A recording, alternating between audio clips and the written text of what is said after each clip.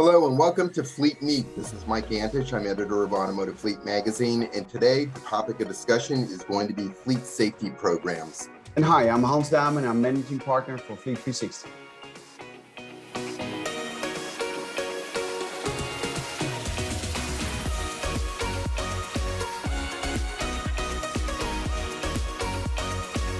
So Mike, we already had a bit of a chat about the whole topic, and you had some very interesting comments around a more holistic approach to driver safety programs. So not just liability and exposure, but please give us some insights on that. Well, too often fleet managers tend to view fleet safety as one component within a fleet management program. But actually, fleet safety is interrelated to a lot of other corporate initiatives that are going on. The key aspects to a driver's safety program is, having drivers drive at reduced speed, drive less aggressively. But this not only increases the safety of that vehicle while it's on the road, but it also helps reduce fuel spend. So that ties in to overall cost containment. It also eliminates the amount of fuel that's burned. So that ties into a corporate sustainability program. So in many ways, fleet safety programs are very much interchangeable with your corporate sustainability and your cost containment programs, and should not be viewed as a separate component, but an integral part in trying to accomplish all three of those goals. No, clearly, well commented. It's certainly something that should make also fleet managers think and take this topic to different levels within the organization. So in keeping with the theme of our video series, we're going to be examining how fleet safety may differ between the European market and the North American market.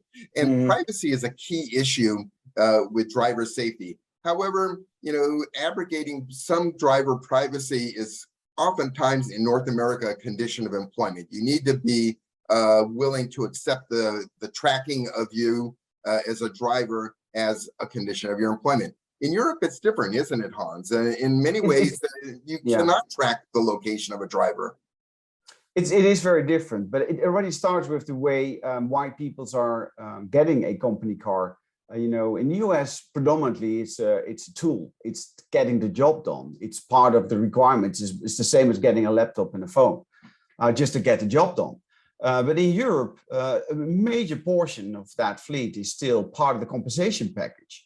And that makes it far more sensitive of having the same requirements of meeting safety standards and GPS tracking and so on being built into the vehicle with the approval of both the employee, but also works council, unions, and so on. Now, I must say the topic is also often being, let's say, abused by saying, no, this cannot be done because of privacy and so on. But there are many things that you can collect and where drivers do have responsibility, certainly within the working hours. And that is, something that needs persistence and clear communication to all the stakeholders to ensure that still a program is being put into place, because that's also where, what we see within the European marketplace compared to the US is that although there is an overall safety concern and it has impact on cost, where most vehicles in Europe are part of operational leasing, the effect of, let's say, tire spend and so on is not directly with the customer, but fuel spend and so on certainly is, which is also having a knock-on effect from some certain driver behavior. Talking about, for example, ADAS systems, so the systems to support driving behavior and so on. It's becoming mandatory in Europe. European regulations prescribe now that certain elements should be available on every car, which is making the very low end of the vehicles, the cheaper vehicles, almost unaffordable with all the technology that needs to go in there as a minimum requirement. But what about the US? Is that as strict as it is over there as it is here? It is, and the technology is phenomenal. The technology definitely prevents accidents, and I won't go into another anecdotal story on that, but it does prevent accidents. My big concern about ADAS is that it could breed driver complacency.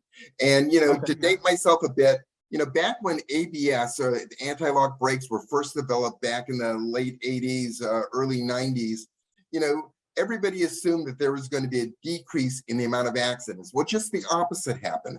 Accidents actually increased. And the reason for that is the drivers had this complacent attitude. I can drive a little bit aggressively. I can drive a little bit faster than the speed limit because the technology is going to protect me.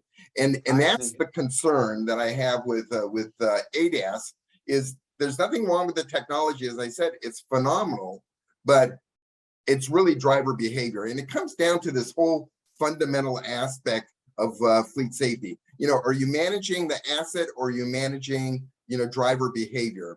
And in the case here of this technology, works wonderfully, but you got to make sure that the driver behavior doesn't get out of control and too complacent. No, true.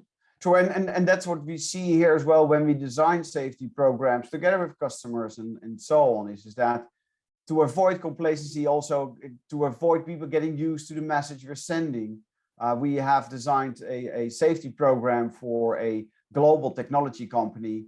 And all we did is we kind of made sure that these people were in front of the message all the time. So we had put stickers on the elevators to say, okay, although this elevator goes up, accident rate should go down. We had table talkers at their lunchroom, and they had monthly emails, sometimes talking about their scores on the driver behavior system, sometimes with general hints and tips. Winter is coming, make sure you do your tires and everything. And by doing and talking to the drivers on a monthly basis, at least, the biggest results were achieved. And we are a bit proud of this, is that this technology company has their own internal competition about safety programs, and the safety program that we addressed together with our sponsor internally there did won the Global Safety Award. So what we did see there is that you have to constantly communicate about what is important and why we are doing this, and not only to the company car drivers, but to the whole community.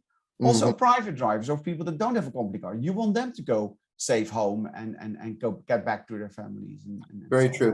One of the secrets of success in fleet safety is over communicating, and that's a good example of how that was viable. But the number one issue continues to be distracted driving, and I see that issue growing in the future as more technology finds its way into the vehicles. And we have an interesting interview with Corey Wanarawicz, Chief Revenue Officer for NoCell. Why don't we switch it over to Corey and see what he has to say in regards to this? So safety is a huge issue among global multinational fleets.